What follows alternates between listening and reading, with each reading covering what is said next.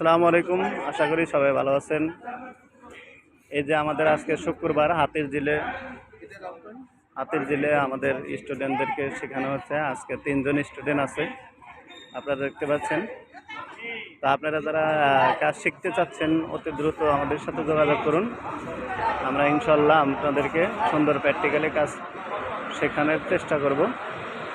আপনারা অবশ্যই যোগাযোগ করবেন AM digital survey and consultant company. তো সকালে আমরা শুক্রবারে অনেক সময় বেশি সময় ক্লাস নেই, সেটা আপনারা দেখতে পাচ্ছেন।